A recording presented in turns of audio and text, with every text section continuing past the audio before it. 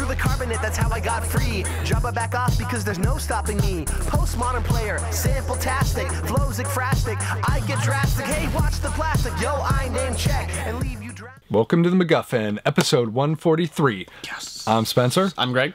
Today, in honor of the release of the best Exotic Marigold Hotel. Best Exotic Marigold Hotel. Oh, sorry, I left the word out. Yeah, Pardon the best, not just one. It's the best. Maybe the sequel, the bestest. Yeah, even bestester. We're going to be talking about movies that feature older characters as their main characters. Yes, movies that kind of about elderly people. Yeah, that age group. Yeah. Rather than just having them. Yeah. Which is kind of, sadly, a small percentage of Hollywood movies. You know, that's one of the things they talk about, particularly women, is that Hollywood is notoriously bad for sort of ostracizing them. Is that a good one? That good is. Word? That's a good word. Ostracizing them from the film industry because they want to focus on young, sexy actors. So, ageism. This is our response to that. Boom! Us two youngin', well, suck not on youngins. that, Hollywood. Us two not youngins, but probably kind of oldins, depending on your perspective. Okay, I'm stopping. Moving on. So the first one we're going to talk about is the one you got to start with. Yeah. First one chronologically as well, directed by Ron Howard, Cocoon. Oh, yes. Cocoon is a story about a group of elderly people who discover there are some aliens next door, basically, who have this pool that they're using to give life force to some aliens that were left 10,000 years before, who they're planning to bring back to their planet with them. And swimming in the pool revives the humans' lives, the elderly people's lives. And it's kind of an interesting thing to think about, you know. If I remember correctly, it doesn't change how they look, correct? It doesn't, like, make them look... Okay, yeah. Which is usually the thing that you usually have, like, Fountain of Youth type thing. It reverses age. This is not really... Yeah, this is not reversing age, but it just sort of re-energizing. Yeah, re-energizes them. Here you go. Yeah.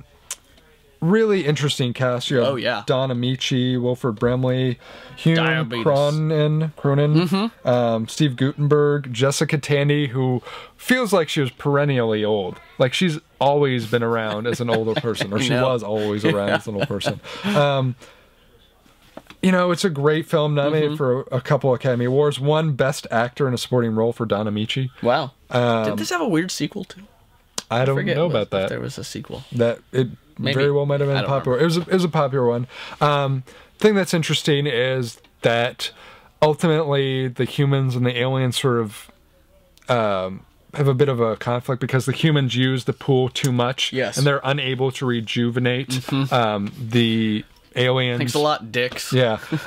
But also 10,000 goddamn years and you fucked it up. But then you also have was it Bernie, who's refuses to use the pool, and ultimately at the end when his wife dies, he tries to take her there and rejuvenate her, and he's unable to do it. And at which point, you know, the aliens are like, well, you guys screwed us on bringing our friends back, but we'll take those of you who are still up for it back with us, where they'll never age, never get sick, and was it never die? Probably. Yeah, never die. Nice aliens. Yeah. Screw up their plans to bring back their own people, and as a reward, they take you into paradise. Yeah.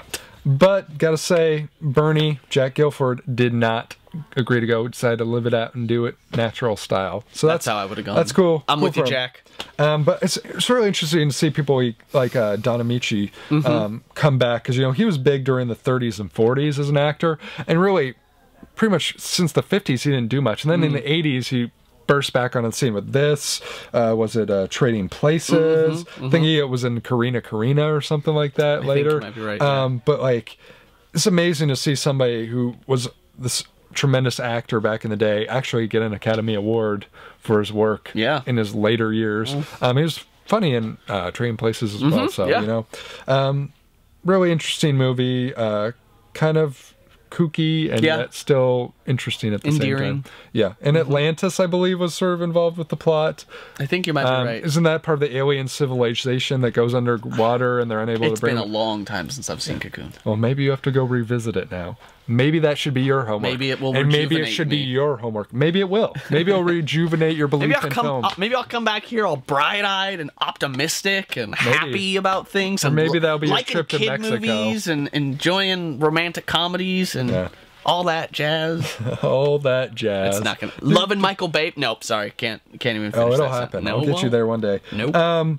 The next one I want to talk about was just a couple years later. One that was a favorite of mine growing up as a kid, definitely. which was Batteries Not Included. Yes. The old person film about some old people living in a building that's going to be torn down, who join forces with small little robotic aliens to stop the developers from tearing it down. Interestingly enough, a reunion going on in this movie. We have Hume Cronin and Jessica Tandy coming back together as sort of the lead old people. Not surprising, Jessica Tandy shows up a couple times in our list. She is, as I said, she feels like she was perennially old. Like I realized at some point she was young. Yeah. But like everything I know her from was when she was old. It's like Burgess Meredith. It's the same way. That guy was always ancient.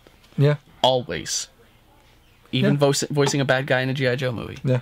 So, anyway, you know, I love this film as a kid, you know. Cute, quirky, neat. Like, I remember the effects being really neat. I remember, you know, I think the story is a really sweet one. Ultimately, you know, it's an underdog movie. How can you complain about underdog movies?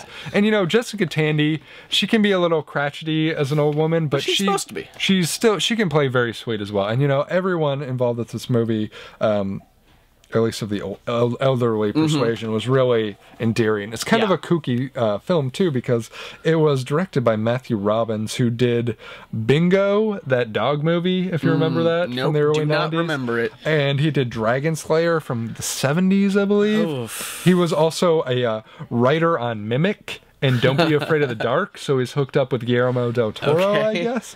But very strange person. So in Cocoon, we got old people rejuvenated. In this one, we got old people getting little fast alien things to help them do their bidding. But you know, it's like both of them. I mean, I guess this one more than the other ones. It's old people overcoming. Yes. You know, to right wrongs. Yes. When they're being screwed over. Because young people are jerks. We show this. We are. It is. It's true. Like I hate to say it, but we are. We'll put you in a home. We don't even care. Viewer, are you older than 65? I'll put you in a home. No, I won't really. The views of Greg do not necessarily represent legal work. MacGuffin podcast. But we are jerks, seriously. So it's just a fun film. A lot of people, I don't know if have seen this movie. You should. You should. It's really good. Scarecrow definitely has it. Come to Scarecrow. Get Batteries Not Included and Short Circuit. Make it a weird robot 80s twofer. It'll be great. Yeah. Except these ones are small ones. Yeah, and they're also driven by aliens, but they're still robots. Yeah.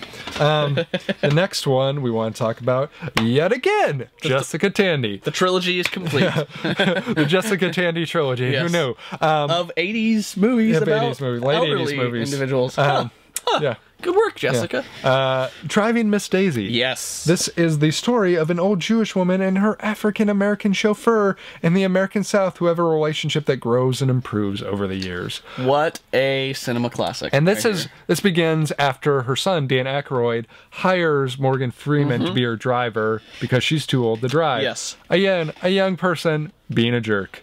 Taking advantage of the old people. Probably fair. She is kind of a bitter old racist. She is kind of a bitter old racist. So... Probably not best to have her driving.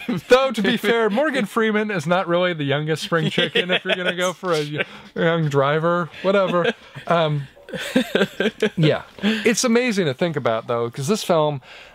I mean, do you love this movie? You know, it's been a really long time since I saw it. I don't even remember. I remember it being okay. I enjoyed it. But it was, like, huge at the Oscars. Oh, yeah. It won Best Picture, Best Supporting, or Best Actress in a Leading Role for Jessica Tandy. Good work. Ending the trilogy on a high note. Best Writing. They snubbed her for Cocoon. They snubbed her for Batteries Not Included. Suck on that! It out of the park for Driving Miss Daisy. Suck on that, Hollywood. Should have just called the Jessica Tandy segment. Yeah. We might as well. Yeah. But I mean, Best Writing it won. It won Best Makeup. Again, I don't know what wins Best Makeup. Really? Like, the things that win Best Makeup are usually the least inspired. The Iron Lady. Yeah. Exactly. The nose. Was it the hours? But it was nominated for... Morgan Freeman was nominated for Best Actor. Dan Aykroyd, Best Supporting Actor. Best Art Direction. Best Costume Design. Best Film Editing. That's almost a dozen or 10 awards right there. That's pretty amazing. That's pretty amazing. It's one of those films that, you know, I don't know if a lot of people remember. Yeah, but it's definitely I think it's to this point now where it's almost like the trope or the cliches that came out of it are old hats now. Like, people don't even think about where they came from. Yeah. So, and it's also interesting because it not only deals with sort of older people, but also sort of deals with like issues of like older people and racism and stuff like that. I mean, one of my, and you know, you gotta love it when a movie an action movie in the 90s even references it. One of my favorites, The Long Kiss Goodnight, Samuel L. Jackson says, "Yes, Miss Daisy, I'll be honking." Yeah. So that was Gina Davis and Samuel L. Jackson. Yep. An interesting reimagination of Driving Miss Daisy right there. I guess maybe someday they could take over that role. One of my personal favorite, and one that you again have to talk about. Was the massive hit from the early '90s, Grumpy Old Men. Speaking of Burgess Meredith, Jack Lemmon and Walter Matthau, another two people who feel like they've been old forever. Yes. Though, I mean, you think back about what was it, The Odd Couple? Yeah, that was like a million Some years Like ago. It feels like, yeah. Was that them? No, that was in them. That's Jack Lemmon. That not Walter Matthau. I know, but still, Jack Lemmon. Yes. I mean, okay, fair enough. He's been around at least. And they've both been around. Walter Matthau's been around a long time too. Well, they're dead now, so they were around for a long time. Way to bring it down. No grumpiest old man. The third one won't be happening. Maybe they could and do Burgess Meredith has been dead since maybe they could do some of that Tupac hologram stuff. Oh, timely! Look at the MacGuffin all up in your face. Well, to be fair, this is going to come out like 2 weeks. It's timely now, Spencer. It's timely now. To date, when we're recording this, Tupac was just a hologram. On Coachella. Or at Coachella. Yes, I think I don't know how many Tupac holograms there have been, but like maybe by the time this is up, it'll be a thing everybody has. Spencer, but this the future. The story of two old men who have grown up like neighbors basically, and have sort of been rivals their entire lives, and they basically sort of try and one up each other to gain favor with Anne Margaret, the new hottie down the street. Yeah, they both fall for the same lady. And you know, they deal a lot with their like kids. I believe Jack Lemmon's daughter is Daryl Hannah, and Walter Matthau's son is Kevin Pollak, who are sort of finding themselves in a relationship during the movie. You got Burgess Meredith as Jack Lemmon's father, who has eaten and smoked and he was eating bacon and smoked every day of his life, as he says. It's just a fun movie about sort of two guys trying to one up each other. I mean, that at the end of the day is what it is, regardless of age. Yeah, and it just becomes one of those things where the fact that they are elderly just becomes the backdrop for their type of humor and type of shenanigans they get in. They still do the same things that they would have as two young men. Competing for a girl. Yeah, like that is timeless. As old as time. Yep. And you know, it just shows you that comedy is not dependent upon age. Exactly. Jack Lemmon and Walter Matthau are two incredibly funny, well-timed guys who are perfect examples. And there's a reason they made a sequel of it, because it was profitable and popular. So. Grumpier old men. That's what I said. One up it. You said grumpiest. I know, but that's because I want grumpiest old men to happen. It'll be the corpses of Burgess Meredith, Jack Lemmon, and Walter Matthau will sit unmoving for an hour and a half. Credits.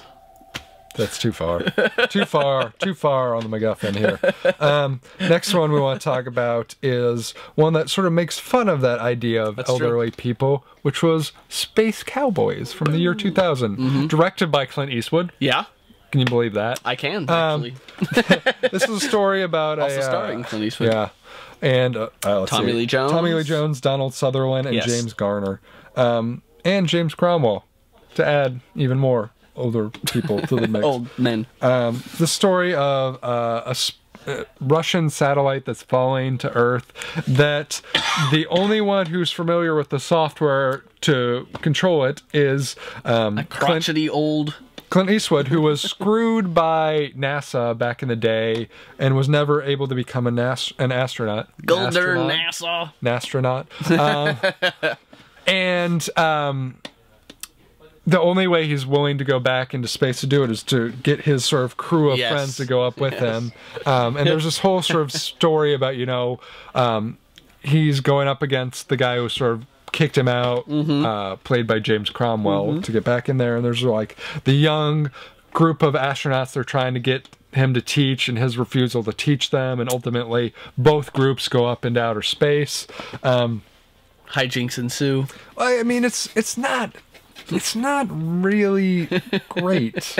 I mean, I saw this in the movie theater. I actually paid to see this movie, so I feel the right to say it's not great. Like, considering what Clint Eastwood has become known as a director, it's kind of hard to imagine this fitting in that sort of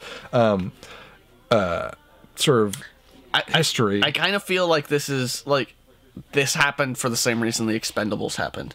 Someone thought it was a good idea, not that it was actually should have been done. They were like, oh, let's get a bunch of these old guys together, we'll be astronauts. Hey. I see more understanding of The Expendables because that's like all these action stars that everyone always wanted to see together. This one's like, I didn't really care about seeing all these people together. Like, they have good chemistry. I'm not going to fault them for that. But sort of like, I never sat down and was like, who would I like to see together? Yeah. James Garner. Fair enough. And Tommy Lee Jones. That would be awesome. No.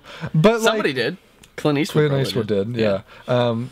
You know, and then there's like a lot of cliches, like, was it Marcia Gay Harden falling in love with Tommy Lee Jones, the older man and the younger woman, and, you know, the hero killing himself in the end to save the day, and it's just, it's in the, you know, overcoming crazy obstacles. The old people save the young people. It's just a little much. Yeah. It's just a little much is all I'm saying. I like everyone involved, a lot of talented people. It's just a little much. Not faulting people who like it, though, because, you know, it's got a lot of good people in it. Another one that's kind of a quirky one from that guy who just won an Academy Award from The Descendants for writing about Schmidt, from director Alexander Payne. This is the story of Jack Nicholson, Walter Schmidt, who goes on a cross-country odyssey to his daughter's wedding and sort of revisits a lot of his old haunts from when he was younger and sort of wants to stop his daughter's wedding to a jerk, basically. And the movie famous for the Kathy Bates nudity. Yeah, who is the mother of his daughter's fiance, who makes a pass at him, much to his chagrin. You know, this is the film he made before Sideways? Yes, that's which right. he won an Academy Award for as well, for writing. So, I mean, Alexander Payne, I like his stuff generally. I don't think he really does anything too outside the box. Yeah. He's all sort of in the same field. Yeah. But, you know, this is probably one of the weaker ones for me in terms of his filmography. I think it's okay. Maybe I just don't like this. It's just a depressing film, basically, about a guy who hates his life and feels really he hasn't done anything worthwhile in it. And, like, that's just depressing. Yeah. Like, it's not an entertainment. We've all felt that. We don't want to think we'll be there in another 30 years. I don't want to watch that for 2 hours. Like, it really is not... Like, and Jack Nicholson is great in the role. You know, Kathy Bates is very entertaining. I love Hope Davis, who plays his daughter. But he was nominated for Academy Award. I don't know if I necessarily would have gone that far. Kathy Bates was nominated for Supporting Actress. Again, I don't know if I'd go so far. I like both of them, but definitely not anywhere close to the best work of their careers. Yeah, definitely not their strongest works. Again, you know, just bottoms of the barrel. Phoning in. It's just depressing. I mean, I guess that happens when you get older. You look back on your life, and a lot of the times you don't achieve what you want to achieve. So maybe this is the most realistic one. Maybe Grumpy Old Men could be there too. I don't know. I hope when I'm that old, I think Space Cowboys is clearly the most realistic on this list. Yes, no doubt. But in 30 years, when you get to go up into space, remember, I'm your old timey partner. Yeah, I'll bring you back. Actually, this next one is definitely the most realistic. Red. Yes. From director Robert Schwenke. Retired Extremely Deadly. Yes. The comic-based film about a group of, I guess, assassins is what you call them. Kind of CIA wet work agents. Who are... they attempt to be, or someone attempts to assassinate them, at which point they get back in action to figure out who's trying to kill them. The team is Bruce Willis, Morgan Freeman, back again. Let's see. Helen Mirren, and John Malkovich. And then a supporting role by Mary Louise Parker. Who's not old, though. I know. I'm just saying. And Carl Urban's in the film, too, but I'm not throwing him out there. Well, Carl Urban's also in the film. He's also not old. You know, there you go. It's not realistic, I'll give you that. No. But I found it to be fun. It was a lot of fun. This is one of those movies where really the first 5 or 10 minutes really give you the the way that the tone of the film. Yes. And if the tone doesn't grab you right away, then you're not going to enjoy yourself. But I was grabbed, and I was like, okay, this movie's clearly not taking itself hugely seriously. But to be fair, like, this is a prime example of getting great actors and just letting them be entertaining. I mean, Bruce Willis, John Malkovich, Morgan Freeman, and Helen Mirren are all so immensely talented and so skilled at acting. And it's just kind of neat seeing them all just kick a lot of ass. Yep. It's good to have elderly people be able to kick some ass. Totally, I mean, this and maybe Guns are the great equalizers. Space Cowboys are like the two elderly ones. I mean, I'm sure that there are other elderly action films. I mean, it's a fun movie. You know, Unforgiven probably is one that you could argue is sort of an elderly action movie-ish type thing. You know, Expendables. Yeah, unintentionally though. It was actually nominated for a Golden Globe for Best Comedy or Musical, for what it's worth. Again, it features some... Clearly the best musical of the year. Features some cliches, like the older guy with the younger girl with Bruce Willis and Mary Louise But if you're talking about cliches, this goes... I think this goes so far beyond cliches that they just are obviously laughing at themselves. To be fair, I really enjoyed the little love story of Brian Cox and Helen Mirren that's sort of thrown in the movie. It's kind of a cute addition to the story. So that's a lot of fun. Very fun film. I definitely recommend checking it out if you haven't. It's very light fare, but very fun. And small note that at least the romantic story arc between Bruce Willis and Mary Louise Parker is originally based on phone conversations. So the age, not as relevant, because it's not about seeing each other physically when they first are getting to know each other. They're talking on the phone mostly. But it's more like, you know, Hollywood having younger women who fall in love. I know, but still, it's a little bit more realistic to have someone with correspondence to be falling in love with a personality rather than a physical person. That's all I'm saying. Yeah. As a guy who met his wife on the internet, all I'm saying is, you know. Details about Greg coming out on this episode of the MacGuffin. Dun, dun, dun. So that brings us to now. Yes. Again, May 4th, we got the Best Exotic Marigold Hotel, counter-programming to the Avengers to the nth degree. Yeah. This is about a group of elderly people who buy, I guess, shares in a hotel, a luxury hotel, take up residence at this hotel that they are led to believe is going to be awesome, which is not quite as awesome as it is in person. I am shocked. But ultimately, it grows on them, and they learn also to have awesome lives. You got a great group of people: Bailey Mahi, Maggie Smith, Judi Dench, Tom Wilkinson. Love Wilkinson. You got a little young action with Dev Patel thrown in. Young action? That sounds kind of dirty when you say it that way. But the film is directed by John Madden, not the football player, for those of you who are wondering. Yeah. That's a hell of a hit. No, we're talking about the director of Shakespeare in Love, an award-winning guy. Yeah. He also directed Captain Corelli's Mandolin, the Nick Cage film, Proof, Kill Shot, and The Debt. So take that for what you will. I will take that right back home, not watching this movie in the theaters, because I'll be at the Avengers. Yeah, so I will probably be with you on that one. I don't know if I don't seem inclined to see this in the theaters, but, you know, it looks cute. It looks funny. You know, I like Judi Dench. I like Maggie Smith. That probably alone is probably enough for me to watch it someday. And it's kind of hard to put anything up for nerds like us against the Avengers and have us care. Second time I'll be watching the Avengers over this. But anyway, that's it for this week. Next week, we're going to be talking about DVD rundown for May 8th. So that'll be fun. As always, you can let us know your thoughts at MacGuffinPodcast.com, Twitter.com/MacGuffinCast, Facebook.com/MacGuffinPodcast. Phone number 323-761-9842. We're on iTunes. We're on Blip.tv. We're on Roku. We're on Miro. We're on Get Glue. We're everywhere and anywhere and there and back again, like The Hobbit. Or was that The Lord of the Rings? Sure. I'm right.